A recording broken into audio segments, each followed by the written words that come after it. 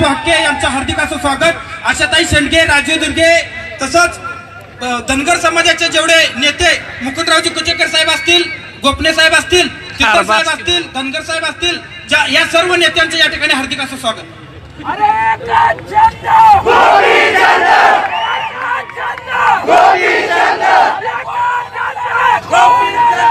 देशाच्या सेवेमध्ये स्वतःच्या प्राणाची आहुती देऊन जे जवान बॉर्डरवरती रात्रंदिवस शत्रूशी लढतात आणि त्यांच्यामुळे तर आपण सुरक्षित असतो, पण मागच्या 2-3 दिवसामध्ये आपल्या 42 जवानांचा पाकच्या अतिरेक्यांच्याकडून त्यांना वीर मरण प्राप्त झालं. आपण त्यांच्या कुटुंबियांच्या दुःखामध्ये सर्वजण सहभागी आहोत. परमेश्वर चरणी प्रार्थना करतो की ज्या जवानांना वीर मरण आलं त्यांच्या आत्म्यास चिरशांती देवो आणि धनगर समाजाचे सर्व कार्यकर्ते अशा जवानांच्या कुटुंबांच्या पाठीशी कायमपणे ठाम राहतील आणि तुम्ही सगळ्यांनी ठाम राहावं एवढी मी तुम्हाला सगळ्यांना विनंती करतो. आज पश्चिम महाराष्ट्राच्या एका महत्त्वपूर्ण शहरामध्ये, ज्या शहरामध्ये गेल्या अनेक वर्षापासून राष्ट्रवादी काँग्रेसचा बालेकिल्ला होता आणि तो बालेकिल्ला उद्ध्वस्त करून भारतीय जनता पार्टीनं या बालेकिल्ल्यामध्ये सत्ता स्थापन केली आणि मग ही सत्ता जर धनगरांच्या पोराच्या हातामध्ये एसटीचा ढाकला जर नाही दिला तर ती सत्ता आम्ही उद्ध्वस्त करू शकतो हे सांगण्यासाठी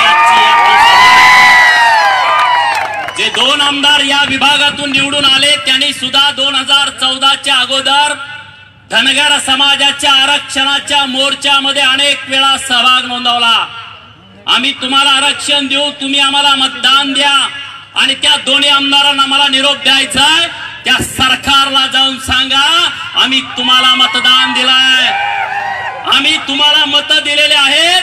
आमच्या आरक्षणाच्या मुद्द्यावरती विधानसभेमध्ये तुम्ही आजपर्यंत का नाही बोलला हा प्रश्न या सभेतून तुम्हाला मी विचारतोय आणि ते तुम्ही जाऊन सरकारकडे विचारावं हे धनगर समाजाच्या वतीनं तुम्हाला आव्हान आहे. उत्तमराव जानकर साहेब, शिवदास बीडकर, विद्या तामखडे, सातपुते मामा, या कार्यक्रमाचे अध्यक्ष माननीय नागेशजी तितर आणि सर्व मान्यवर माझ्या समोर बसलेले वडीलधारी मंडळी, युवक मित्र आणि पदाधिकाऱ्यांनो, आज तुम्ही पोटाची खळगी भरण्यासाठी 400, 500, 600 किलोमीटर वरून पिंपरी चिंचवडच्या MIDC मध्ये काम करत आहात. MIDC मधलं काम एकदम कष्टाचं काम तुम्ही सगळे करताय आणि हे कष्टाचं काम करत असताना सुद्धा माझ्या समाजाला आरक्षण मिळालं पाहिजे ही जी भावना तुमच्या मनामध्ये आहे तीच भावना तुम्हाला आणि मला आरक्षण देणार आहे. ही भावना वाढली पाहिजे. ही भावना जोपर्यंत आपल्या लोकांच्या मध्ये वाढत नाही तोपर्यंत सरकार मित्रांनो नमत नाही.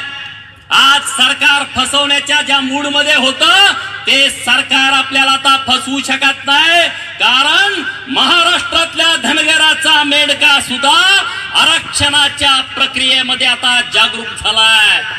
जी शॉर्ट फिल्म आम्ही तयार केली होती 1 ऑगस्टला, तुम्ही युट्यूबला बघितली, सोशल मीडिया मधून बघितली, ती शॉर्ट फिल्म यासाठी बनवली होती की लिहिता वाचता येणाऱ्या माणसाला आरक्षण कळेल, पण आमची भावना होती की ज्याला लिहिता येत नाही, ज्याला वाचता येत नाही त्याला सुद्धा आरक्षणाची प्रक्रिया समजली पाहिजे म्हणून ती शॉर्ट फिल्म तयार केली होती.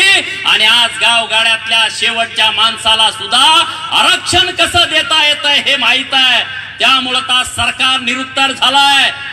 टाटा इन्स्टिट्यूट ऑफ सोशल सायन्सची निर्मितीमध्ये धनगर समाजाला पुढचे 25 वर्ष आरक्षण न देण्याची प्रक्रिया, टाटा इन्स्टिट्यूट ऑफ सोशल सायन्सची नेमणूक का केली, कुणाला विचारून केली? या सरकार आल्यानंतर 2 मंत्री तुम्ही केले, 1 खासदार केला. याचा अर्थ भारतीय जनता पार्टीनं धनगरांच्या वरती उपकार केला नाही. अरे तुम्ही 2 मंत्री आणि 1 खासदारांचा केला पण या महाराष्ट्रातल्या धनगरांच्या मुळे तुम्हाला 40 मंत्री पद मिळालेत. याचं उत्तर काय? तुम्ही या महाराष्ट्रामध्ये सत्तेवरती बसला. राष्ट्रवादी काँग्रेसचा बेस धनगर समाज होता. ज्या बेसवरती राष्ट्रवादी काँग्रेस आणि काँग्रेस पक्ष उभा होता, पण त्या पक्षानं समाजाला फसवलं. मग तोच धनगर समाज बाजूला झाला आणि भारतीय जनता पार्टीचं जे आज सत्तेचं शिखर दिसतंय त्या शिखराच्या पायामध्ये गाडून घेण्याचं काम माझ्या समाजानं केलाय. आणि मग आम्ही सरकारकडे काही भीक मागत नाही. अरे मागून भीक मिळते. तुम्ही पिंपरी चिंचवडच्या कुठल्याही एखाद्या मोठ्या परिसरामध्ये गेला, पुण्याच्या पुणे स्टेशनवरती गेला, भिकाऱ्यानं तुम्हाला जर भीक मागितली तर तुम्ही 5 रुपये द्याल, 10 रुपये द्याल, पण 100 रुपयाची नोट तुम्ही कधी भिकाऱ्याच्या हातामध्ये दिली का? अरे मित्रांनो, मागून भीक मिळते, हक्क हा हिसकावून घ्यायचा असतो. म्हणून तुम्ही तयार व्हा, हक्क हिसकावून घ्यायचा. सरकारमधली अनेक लोक बोलायची माग की आदिवासी लोकांचा विरोध आहे. राष्ट्रवादी आणि काँग्रेसची सत्ता होती तेव्हा मधुकर पिचडांना पुढे केलं जायचं. इकडे जर धनगर समाजाचं आरक्षणाचं आंदोलन पेटलं का तिकडून एक बातमी यायची मीडियामधून की आमचा विरोध आहे. अरे मित्रांनो, ही प्रक्रिया कुठल्याही समाजानं विरोध करण्यानं थांबत नाही. घटना ही कुठल्याही समाजानं लिहिलेली नाही, समाजाच्या नेत्यानं लिहिलेले नाही, कुठल्याही पक्षाच्या प्रमुखानं लिहिलेलं नाही. मग आदिवासी भावांना आमची विनंती होती, अरे एससी आणि एसटीचं आरक्षण हे जिसकी जितनी संख्या भारी उसकी उतनी भागीदारी.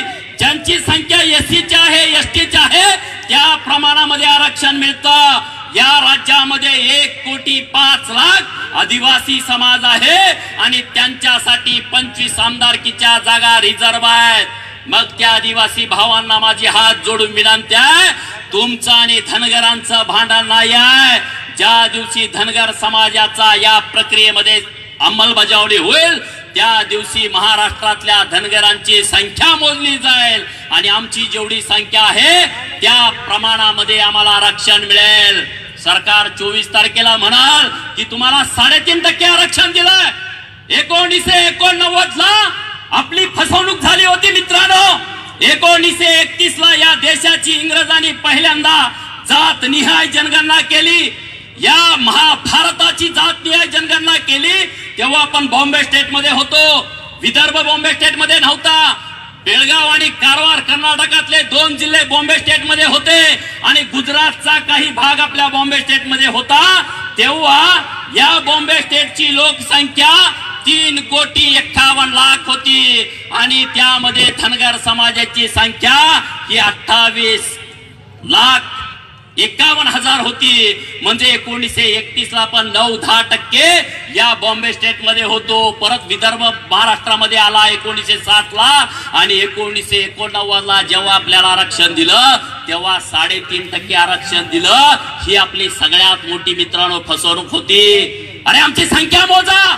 सरकारला आम्हाला हेच सांगायचंय, आम्हाला आरक्षण देताना नुसतं शैक्षणिक आणि सामाजिक आरक्षण नको आहे, आम्हाला राजकीय आरक्षण आमच्या संख्येनुसार पाहिजे.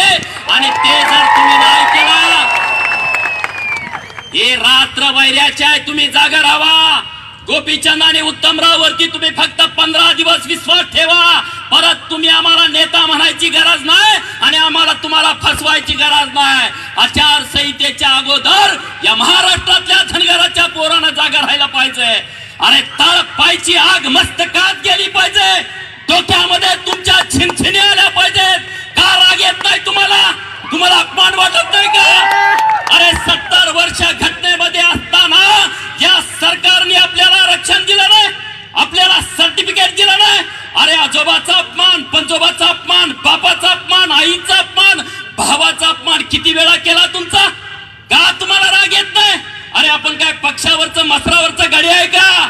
साल गडी आहोत का आपण कुठल्या पुढाऱ्यांचे? अरे कुठला पक्ष निवडणूक लढवतो, आमदारक्या खासदारक्या निवडणुका येतात, निवडणुका जातात, आमदारके येतात, आमदारक्या जातात. आपली भूमिका काय त्यामध्ये? कुणाला तरी मतदान देणं, कुणाच्या तरी मागं फिरणं, कुणाचं तरी झेंडा वागवणं, कुणाचा तरी फोटो घरामध्ये नेऊन लावणं. ह्यो मोठा आमदार आहे, ह्यो खासदार आहे, ह्यो जागीरदार आहे. अरे तो काय आपला बाप आहे का? जागे राहावा. जर तुम्ही जागे नाही राहिला ना येणारी पिढी तुम्हाला माफ करणार नाही. येणारी पोरं तुम्हाला प्रश्न विचारतील. बापांना पोरग प्रश्न विचारल, आईला विचारल, भावाला विचारल, जे एज्युकेटेड पोरग आहे त्याला विचारल, अरे तुम्ही या राजकीय प्रक्रियेमध्ये तुम्ही काय भूमिका बजावली? जन्माला आलो आणि मेलो, कोण तुम्हाला विचारतं? या राज्यामधल्या सत्तेमधला उत्तमरावने सांगितल्याप्रमाणे काही लोक बोलली की गोपीचंदला आणि उत्तमरावला काहीतरी महामंडळ, विधान परिषद, राज्यसभा पाहिजे म्हणून हे फुटलेत. यांना समाजाचा वापर करायचा. अरे मित्रांनो, गोपीचंद आणि उत्तमराव आमदार, खासदार, मंत्री होण्यासाठीच आम्ही जन्माला आलो आहे. हे होणार आहे आम्ही, पण महाराष्ट्रातल्या धनगर समाजाला पुढे करून आम्हाला हा उद्योग करायचा नाही. 2014ला मी आमदारकीची निवडणूक लढवलाय, 2009ला लढवल्या. उत्तमरावनी 2009ला आमदारकीची निवडणूक लढवल्या. हे आमचं रोज चालू आहे. प्रस्थापिताच्या छताडावरती नाचण्यासाठीच आम्ही जन्माला आलोय. आणि तुम्हालाही मला हे सांगायचंय, तुमचा सुद्धा जन्म नुसतं MIDC मध्ये काम करण्यासाठी झाला नाही. तुमचा सुद्धा जन्म नोकऱ्या करण्यासाठी, व्यापार करण्यासाठी, बायका, पोरं, मेवणा, मेवणी, सासू सासरे, घरदार, पै पाहुणे याच्या पलीकडे तुमचा जन्म झालाय. तुम्ही सुद्धा या महाराष्ट्रातल्या 250 घराण्यावरती, त्यांच्या छताडावरती थया थया थया नाचण्यासाठी तुमचा जन्म झाला, हे विसरू नका.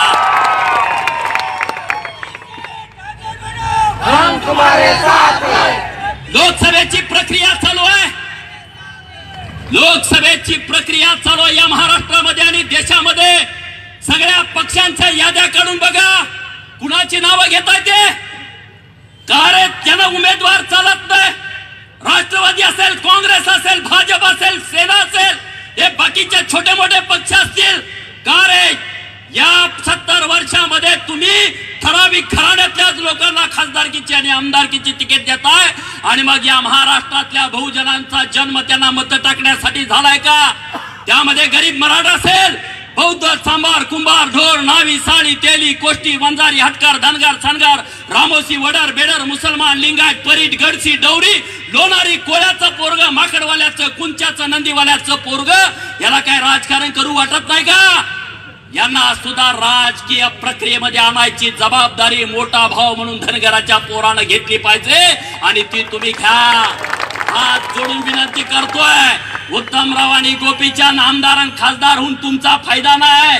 आम्हाला मुंबईमध्ये राहायला घर मिळेल, दिल्लीमध्ये राहायला बंगला मिळेल, शासनाची गाडी मिळेल, शासनाचा प्रोटोकॉल मिळेल. तुम्हाला काय मिळणार?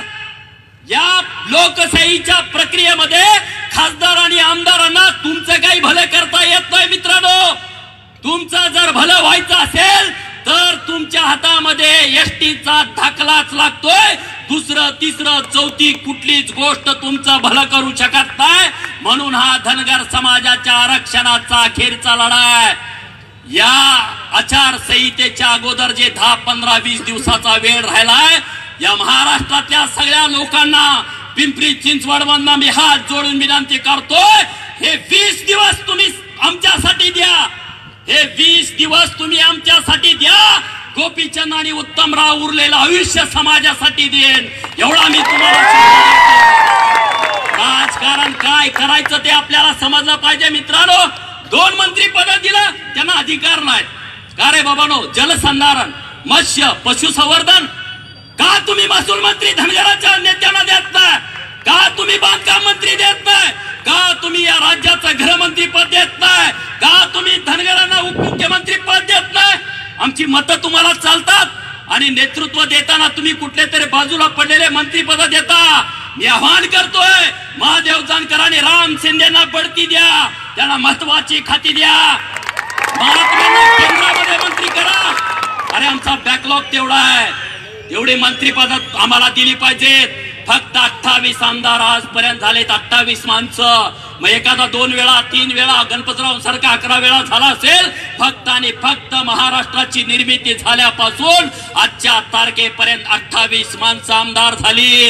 अरे का आपल्याला लाज वाटत नाही का? त्या सरपंच पदासाठी भावाभावामध्ये मारामारी करायची का? त्या सोसायटीसाठी चुलत्याच्या विरोधात उभा राहायचं का? त्या जिल्हा परिषद आणि पंचायत समितीमध्ये डोके फोडून घ्यायची? अरे हे असलं राजकारण बंद करून टाका. जिथं जिथं आपली बहुजनांची संख्या आहे, बिनविरोध ग्रामपंचायत करा. अरे हे ग्रामपंचायतची प्रक्रिया तर बहुजनांच्या ताटामध्ये माती कालवायचं काम आहे.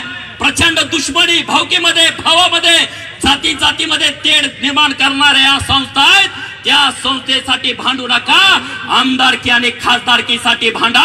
ज्या सभागृहामध्ये कायदे निर्माण केले जातात, मग ते विधानसभा असेल, मग ते लोकसभा असेल, राज्यसभा आणि विधान परिषदेचं तर गणित वेगळं आहे मित्रांनो. महाराष्ट्राची विधान परिषदेची निर्मिती कशासाठी आहे? दलालांना, चमच्यांना, भडव्यांना, जवळच्या पाहुण्यांना, नातेवाईकांना आमदार करण्यासाठी ती विधान परिषद आहे का? आम्ही आता माहिती मागवलेली आहे. या विधान परिषदेची निर्मिती झाल्यापासून तुम्ही कुणाला आमदार केलं? अरे तुम्ही आमदार त्यांना करा जे नंदीवाल्याचं पोरग या गावातनं त्या गावात, त्या गावातनं त्या गावात जातंय. त्या नंदीवाल्याच्या पोराला आमदारकीची संधी द्या, त्या रामोशाच्या पोराला संधी द्या, त्या माकडवाल्याच्या पोराला संधी द्या. तुम्ही कुठल्या बगल बच्चांना आमदार करताय? अरे आता महाराष्ट्र सगळ्या उघड्या डोळ्यानं बघतोय. त्यांच्यासाठी सोय द्या. ज्यांना अजून या राज्यामध्ये राहतात पण मतदान यादीमध्ये त्यांचं नाव नाही, त्यांना रेशन कार्ड नाही, त्यांना घर नाही, दार नाही, जमीन नाही स्वतःची. या गावातनं त्या गावात, त्या गावातनं त्या गावात. त्यांचा बाप जरी कुठं मेला तर त्याला तिथं जाळावा लागतो. त्यांचं थडगं बांधाय सुद्धा या भटक्या समाजातल्या लोकांना स्वतःची जागा नाही. आजोबा एका गावात मरतो, बाप एका गावात मरतो, आई एका गावात मरते. ही या महाराष्ट्राची अवस्था आहे. आणि तुम्ही सांगता की महाराष्ट्रामध्ये विकास होतो. अरे जातीवादी महाराष्ट्र आहे हा. आणि या जातीवाद्यांना जर गाडायचं असेल तर 2 कोटी समाज आपला आहे. आपण जागा व्हायला पाहिजे. आपण जर जागा नाही राहिलो ना तर दुसरा समाज सुद्धा तुम्हाला किंमत देणार नाही, तुम्हाला माफ करणार नाही. आपण कुणावर अन्याय करायची भाषा करत नाही. अरे अन्याय किती वेळा सहन करायचा? अरे अन्याय करणाऱ्यांपेक्षा अन्याय सहन करणारा हा फार मोठा गुन्हेगार असतो. आणि गेली 70 वर्ष तुम्ही तो गुन्हा केलाय. किती वेड्यात काढायचं? अरे आमचं यादीत नाव असताना आम्हाला सर्टिफिकेट नाही.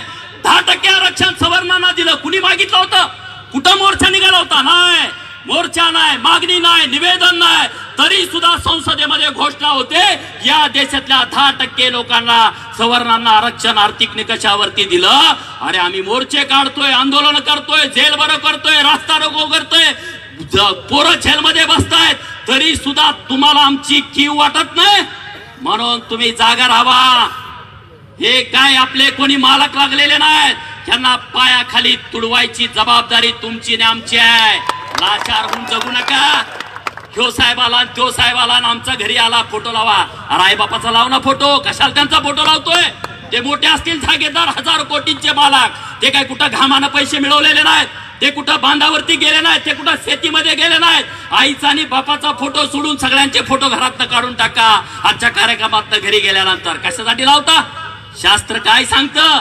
जर एखाद्या घरामध्ये एखादी आपली स्त्री, माता भगिनी गर्भवती असेल आणि 9 महिने जो संस्कार होतो त्या गर्भावरती, ती माऊली जे वाचते, बघते, लिहिते, ऐकते, त्याचा प्रभाव गर्भावरती पडतो. हे मी सांगत नाही, शास्त्र सांगतंय. आणि मग जर आपल्या घरामध्ये शिवाजी महाराजांचा फोटो असेल, जिजामातेचा, अहिल्यादेवीचा, उमाजी नायकांचा, महात्मा फुलेंचा, सावित्रीबाईंचा, अण्णाभाऊ साठेंचा फोटो जर आपल्या घरामध्ये असेल तर जन्माला येणारा मुलगा आणि मुलगी त्याच विचाराचे जन्माला येतील. आणि जर तुमच्या घरामध्ये या पुढाऱ्यांचे फोटो असतील, मी त्यांची नावं घेत नाही, तर तुमच्या घरामध्ये सुद्धाशे चोर, लुच्चे, लबाड, लफंगी पोरं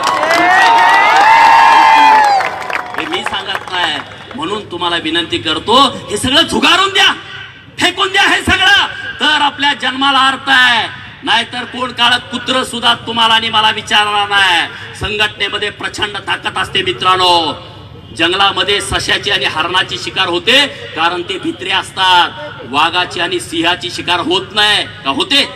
वाघाची आणि सिंहाची शिकार होत नाही, पण कधी कधी रानकुत्री सुद्धा सिंहाची आणि वाघाची शिकार करतात कारण ती संघटित असतात. 20-25 रानकुत्री एकत्र आली तर ती लचके तोडतात. वाघाचा, सिंहाचा लचके तोडतात. युट्यूब वरती जाऊन बघा, कारण ती संघटित असतात. म्हणून ती वाघाची आणि सिंहाची सुद्धा शिकार करू शकतात. अरे 2 कोटी लोक जर संघटित झाली तर मंत्रिमंडळाची शपथ द्यायला एखादा हितला पोरगा सुद्धा पुढच्या येत्या 4-5 वर्षामध्ये तिथं असू शकतो. हा कॉन्फिडन्स ठेवा. मी तुम्हाला काहीतरी कीर्तन पैसे घेऊन सांगायला आलो नाही. हे तुमच्यात ऊर्जा आहे, फक्त तुम्ही जागा राहा, डोळं उघड्या डोळ्यानं बघा आणि सगळ्या लोकांना आव्हान करा. हे किती अन्याय करतात. पिढ्या बाप गेला का पोरगा गेला का नातू नसला का पुतण्या नसला का पुतण्या. अरे काय आहे, दुसऱ्या लोकांना काय अक्कल नाही का? अरे अक्कल आहे, पण हे अक्कल त्यांना येऊ देत नाहीत, हुशार माणसांना पुढे येऊ देत नाहीत. म्हणून जागे राहावा. आणि या पिंपरी चिंचवडच्या सभेतनं सरकारला मला इतकं सांगायचं आहे, ही 32वी आमची सभा आहे. ज्या मतदारसंघामध्ये आम्ही जाऊन आलोय तिथं भारतीय जनता पार्टीचा आमदार आणि खासदार गाडून आलोय.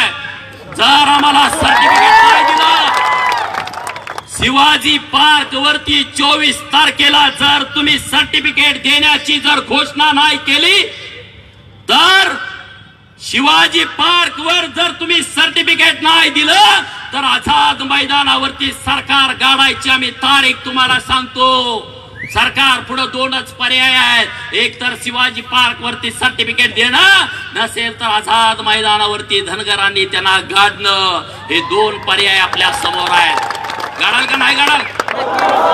माझा बाप आणि आई जरी भारतीय जनता पार्टीच्या चिन्हावरती उभा राहिली आणि जर धनगराच्या पोराला एसटीचा दाखला दिला नाही तर मी त्यांना मतदान देणार नाही. तुम्ही तुमच्या आई बापांना जर मतदान देणार का चिन्हावरती? हात वर करून सांगा सगळे. अशात आहे, नाराज होऊ नका. मी भाजप सोडलंय, मी भाजपमध्ये होतो, काळजी करू नका. अशाताईच्या मागे लोक आहेत ना, तुम्ही कशाला चिंता करताय? काळजी करू नका. अरे पक्षाचं आम्ही प्रामाणिक काम करतो.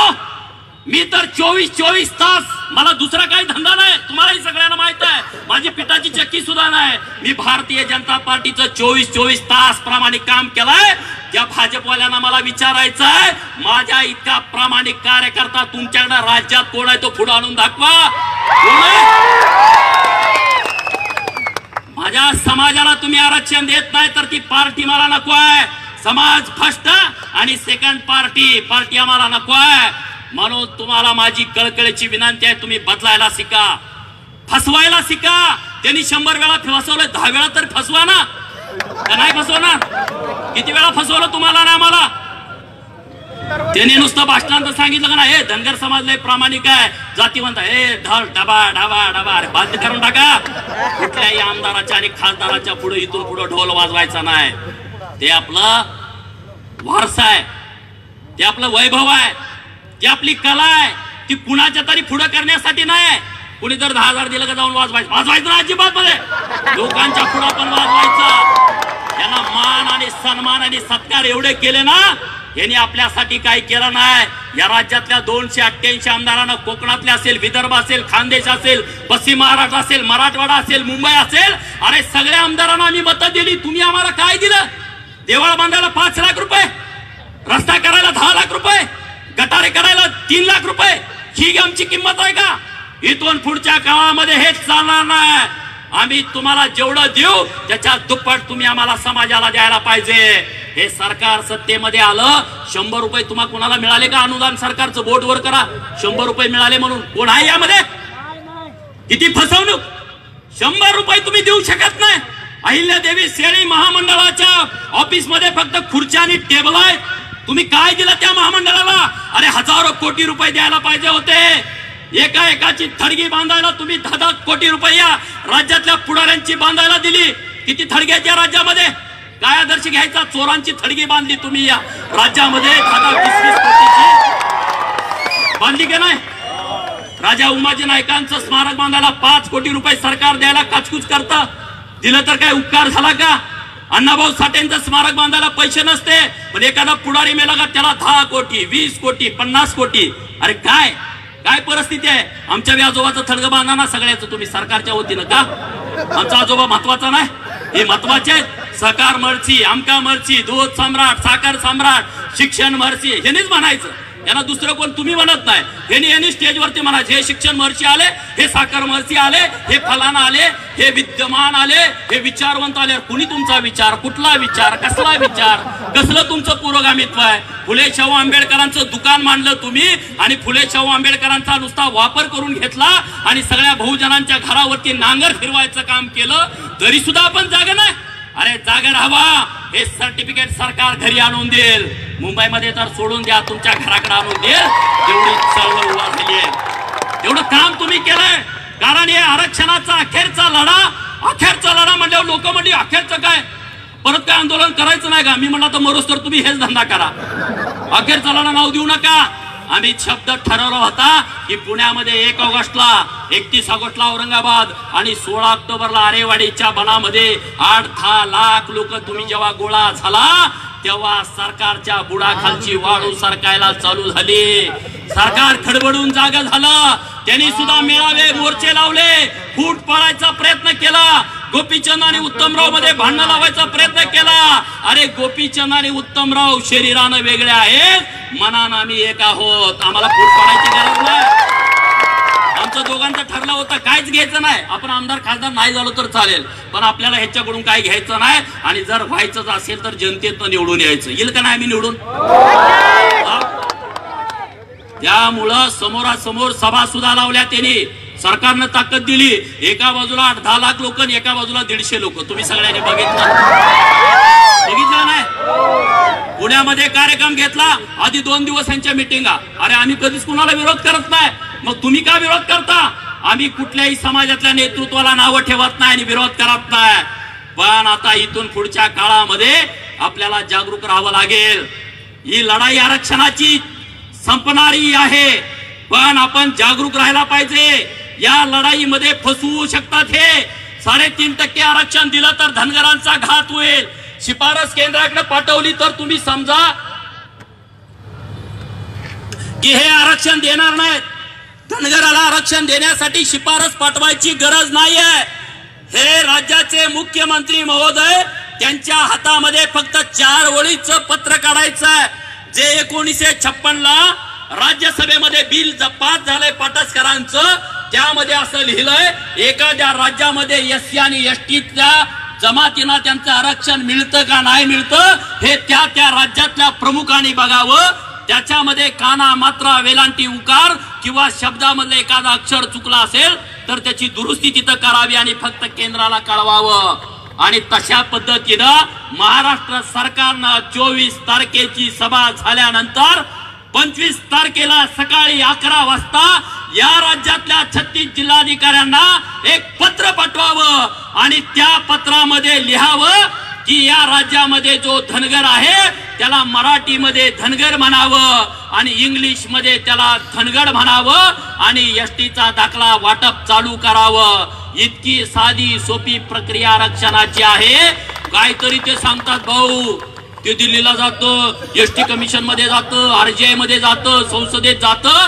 ते ज्यांचा नव्याने समावेश करायचा आहे त्यांची ही प्रक्रिया आहे. पहिल्यांदा आरजीआय, एसटी कमिशन, लोकसभा आणि राज्यसभा. आपल्याला तशी प्रक्रिया करायची गरज नाही. काय काय आपल्यातले बी नेते म्हणते ते आमच्या हातात नाही, दिल्लीला पाठवायचं. ज्यांच्या हातात नाही वाटतंय त्यांनी घरात गप्प बसावं. समाजाची मी त्यांच्या विरोधात बोलत नाही. उद्या गोपीचंद जरी नालायक निघाला तर मी घरात बसावं. मी पुढे येऊन काही करू नये. मी जर नालायक निघालो तर तुम्ही पायातलं पायतान काढून 2 माया टाळू खांडली पाहिजे, तर तुम्ही सुधराल, तर तुमचं कल्याण होईल. तुम्ही म्हणाला ह्याला कसं बोलावं, किंवा असा आहे तसा आहे, ह्याची लय हवा ह्याच्या माग काय नाही. चुकलो तर पायतानच खांडली पाहिजे, मग तिथं कोणही असो. धनगर समाजाला आरक्षण का मिळालं नाही? एका जीवानं आपण बोललोच नाही ना. आम्ही बी घोषणा द्यायचो धनगरांना आरक्षण मिळालं पाहिजे. आरक्षण आमच्या हक्काचं नाही कुणाच्या बाप, ह्याच्या पलीकडे आम्हाला माहितच नव्हतं. आता तुम्हाला माहित आहे का आरक्षण काय आहे का नाही? हे धनगर समाजाच्या आरक्षणाचा अखेरचा लढा. या राज्यामध्ये धनगर आणि धनगरी हे वेगवेगळे आहेत. सरकार म्हणतं हे तुम्हाला कधी कळलं? आम्ही म्हणायचो रचड झालंय, पण सरकार तसं म्हणत नव्हतं. जेव्हा आम्ही दिल्लीला 15 मार्च 2015ला गेलो आणि दिल्लीतली सगळी कागद काढली, त्यावेळेस एक प्रश्न होता संसदेमध्ये. भाऊसाहेब वागचौरे नावाच्या खासदारांनी विचारलेला की तुम्ही मध्य प्रदेश, बिहार आणि झारखंड मध्ये जे दुरुस्ती केलेली आहे धनगर आणि धनगड मध्ये, महाराष्ट्र सरकार करणार आहे का? त्याला उत्तर पृथ्वीराज चव्हाण मुख्यमंत्री असताना दिलं होतं आणि त्या उत्तरामध्ये लिहिलं होतं नाही. महाराष्ट्रामध्ये स्पेलिंग मिस्टेक झालेली नाही. महाराष्ट्रातला धनगर वेगळा आहे आणि धनगड वेगळा आहे. महाराष्ट्रातल्या धनगराच्या चाली रीती रूढी परंपरा देवदेवता वेगळ्या आहेत आणि धनगडाच्या चाली रीती रूढी परंपरा देवदेवता वेगळ्या आहेत. धनगर हा जंगलामध्ये राहतो आणि धनगर हा खेड्यापाड्यामध्ये राहतो, वाड्या वस्त्यावरती राहतो. कसं आरक्षण मिळणार आपल्याला? म्हणून आपण त्या मुद्द्यावरती आलोय. सगळ्या राज्यातल्या 356 तहसीलदारांना विचारलं की तुमच्या तहसीलमध्ये किती धनगर आहेत आणि त्यांनी माहिती दिली 43,060 धनगर या राज्यामध्ये आहेत. परत आम्ही माहितीचा अधिकार टाकला आणि विचारलं त्यांचं नाव आणि पत्ते द्या. सरकार नाव आणि पत्ते देऊ शकला नाही. सरकारच्या लक्षात आलंय की आता ह्या धनगरांच्या पोरांच्या ध्यानात आलंय की धनगराचं जे खोटं भूत उभा केलं ते आता पोरांनी शोधून काढलेलं आहे. आता यांना फसवता येणार नाही. म्हणून आज सरकार आरक्षणाच्या बाजूने बोलतंय. पण तुम्ही झोपू नका. हे आचारसंहिता लागण्या अगोदर राजकीय महत्वाचं नाही. आता आपल्याला सर्टिफिकेट महत्वाचं आहे. ज्या दिवशी तुमच्या हातामध्ये सर्टिफिकेट पडेल ना त्या दिवशी तुम्ही तर आमदार होणारच आहे. हो, जो दाखला काढून लॅमिनेशन करून तयार ठेवू ना तो आमदार होणार, तो खासदार होणार. तेव्हा तुम्हाला गोपीचंदची आणि उत्तमरावची गरज नाही. धनगरांचं सगळ्यात नुकसान यात झालं. तुम्ही एकच नेता मानला. मला आणि उत्तमरावला नेता मानू नका, त्यात तुमचं नुकसान आहे. म्हणून आम्ही ठरवलंय गोपीचंद आणि उत्तमराव दोघे नेते नाही, 100 गोपीचंद आणि 100 उत्तमराव या राज्यात झाले पाहिजेत. ठरवा ना. अरे इथं पण आमदार होऊ शकता तुम्ही, काय नसते. पैसेवाल्यांना पाडायचं फार सोपं असतं कारण माणसाच्या मनातला राग असतो. 1-2 इलेक्शन पैशावरती होतात, परतचं इलेक्शन विचारावरती होतं. विचारावरती तुम्ही सुद्धा ठरवा. माणसं म्हणतील तुम्ही वेडा आहे. अरे वेडा माणूसच क्रांती करतो. आम्ही वेडा आहे म्हणून तर इथं आलोय ना. शहाणा माणूस असतो तर कुठं तर नोकरी लागलो असतो ना. शहाणा माणूस नोकरी करतो, वेडे माणसं असे उद्योग करतात. जे माणसं नावं ठेवतात का नाही तोच माणूस क्रांती करतो. तुम्हाला जे वेडा म्हणतात का नाही कार्यक्रम करताना फिरताच वेडेत कशाला कार्यक्रम करतात. काय काय जणांनी नुसते पुढे केलं असेल, आता पुढे करत असतील, पण ते कार्यक्रमाच्या तयारीला कोणच नसतं. मला कळतं सगळं. मी हेच करतो ना. मी रोज हे धंदा करतो. जे आम्हाला फोन लावतो ना कुठं वळालाय कार्यक्रमाला या लय तयारी जोरात आल्या. हे कुठं माहित नसतं त्याला माहित असतं पुढाऱ्याला फोन लावायचा. आम्हाला वाटायला ह्योच झटायला लागलाय रात्रंदिवस. हे सगळं हे गणित आहेत का नाही ही सगळ्या लोकांना कळतात. आता ती येडे राहिलेले नाहीत. आम्ही तर रोज हजारो लोकांना भेटतो. त्यामुळं हा कार्यक्रम सक्सेस करण्यासाठी ज्या पोराने जीवाचं रान केलं आणि रक्ताचं पाणी केलं त्यांना मी सॅल्यूट करतो. ज्याने हा कार्यक्रम पाडण्यासाठी विरोध केला त्यांचं सुद्धा मी मनापासून आभार व्यक्त करतो. पण तुम्हाला मी एवढाच सांगतो, अहिल्यादेवीचा पुतळा जो आशाताई आणि सगळ्या टीमनी बसवला होता, मी महानगरपालिकेकडे तुम्ही एवढंच सांगा जागा घेतल्याशिवाय पुतळा काढू द्यायचा नाही. 5 गुंठे जागा घ्या आणि मोठा स्मारक उभा केल्यानंतर त्याचं भव्य दिव्य जे करतील त्यांच्या मागे राहायचं. पण एकदा काढून कुठे जर नेऊन ठेवतील परत जागा देणार नाहीत. अगोदर जागा ताब्यात द्या आणि मग तो पुतळा हलवायचा. दुसरं काही बोलायचं नाही. असे काही सामाजिक प्रश्न असतील तुम्ही एकत्र या. एवढ्या संख्येनं तुम्ही एकत्र झालाय, तुम्ही एकजीव राहावा. दरवर्षी वेगवेगळ्या निमित्तानं वेगवेगळ्या कार्यक्रमानं तुम्ही सगळ्यांनी एकत्र यायला पाहिजे. आणि असा इतका चांगला देखणा कार्यक्रम आरक्षणाच्या चळवळीमध्ये मैलाचा दगड ठरावा असा कार्यक्रम हा पिंपरी चिंचवडचा आज झालाय. मैलाचा दगड ठरावा. शहरात लोक बाहेर पडत नाहीत. शहरात लोक बाहेर पडत नाहीत एवढं सोपं नाही. पण तुमच्या मनामध्ये जी आग आहे, थग आहे आणि रग आहे त्या रगीमुळं आगीमुळं तुम्ही बाहेर पडलाय. आणि अशीच चळवळ पुढे ठेवा. 24 तारखेला सरकार काय निर्णय घेत आहे त्याच्यावरती आपण 25 तारखेला आपण आपली भूमिका जाहीर करणार आहे. जर सरकारनं फसवीची भूमिका 24ला घेतली तर लगेच तुम्हाला 4 दिवसामध्ये आंदोलनाला तयार व्हावं लागणार आहे. कारण वेळ कमी आहे. मुंबईचा कार्यक्रम आपल्याला करायचा आहे. जर सरकारनं काय छके पंजे करायचा प्रयत्न केला तर तुम्ही मुंबईला येणार का सगळे? नक्की ना? येताना घोडी, मेंढर, कुत्री, कोंबडी काय असेल ते घेऊन यायचं. जसं आपलं कोकणाला जातात का नाही मेंढर घेऊन 3 दगडाच्या चुलीवरती आपण तवा ठेवून स्वयंपाक करायचा आणि मुंबईमध्ये राहायचं.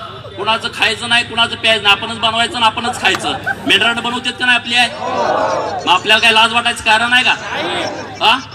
त्यामुळं मुंबईला सुद्धा कळलं पाहिजे अरे धनगर मुंबईमध्ये आल्यावर काय घडतं. इतके कुठून आलेत? 40 ते 50 लाख जण आपण जायचंय. तेव्हा सर्टिफिकेट काय तुम्हाला वस्तीवरती वाड्यावरती सरकार आणून देईल. त्यामुळे हे शेवटचे 5-7 दिवस तुम्हाला जागरूक राहावं लागेल. एवढंच या निमित्तानं बोलतो. परत एकदा तुम्हा सगळ्यांना मानाचा जय मल्हार करतो आणि थांबतो. 20 तारखेला पाटसला पुणे जिल्ह्याची ग्रामीणची सभा आपण पाटसला ठेवलेली आहे. ज्या महाराष्ट्राचं राजकारण ज्या बालेकिल्ल्यात घडतंय तिथं धनगर समाजाच्या आरक्षणाची सभा 20 तारखेला सायंकाळी 5 वाजता आहे. तुम्ही तिथं कुणाला येता आलं तर या, एवढंच या निमित्तानं बोलतो. पत्रकार मित्र, चॅनेलवाले या सगळ्यांचं धनगर समाजाच्या वतीनं मनपूर्वक आभार व्यक्त करतो आणि थांबतो. जय मल्हार, जय भारत, जय महाराष्ट्र. धन्यवाद साहेब. काही सरपंचांचा सत्कार या ठिकाणी साहेबांच्या हस्ते होणार आहे. सर्वांनी शांततेत बसून घ्यायचं आहे. मी ज्या सरपंचाची नावं घेतोय त्यांनी कृपया व्यासपीठावर यायचं आहे. बबन खरात, गोविंद वालेकर साहेबांची या ठिकाणी जिल्हा ग्रामपंचायतच्या सरपंचपदी निवड झाली. साहेब भोसले आणि भाऊसाहेब बिट्टे या चारही सरपंचांना विनंती कृपया आपण व्यासपीठावर यायचं आहे आपला सत्कार स्वीकारण्यासाठी. त्यानंतर बहुजन नेते आदरणीय श्री गोपीचंद शेठ खळकर यांचा सत्कार करण्यासाठी मी काही समाज बांधवांची ज्यांची नावं घेतली जातील त्यांनी कृपया व्यासपीठावर यायचं आहे. सूर्यकांतजी गोपने, उमेशजी बरकडे, दर्शनजी गुंड, भरत नाना कोकरे, मधुकर लंबाते, राजेंद्रजी सोनटक्के.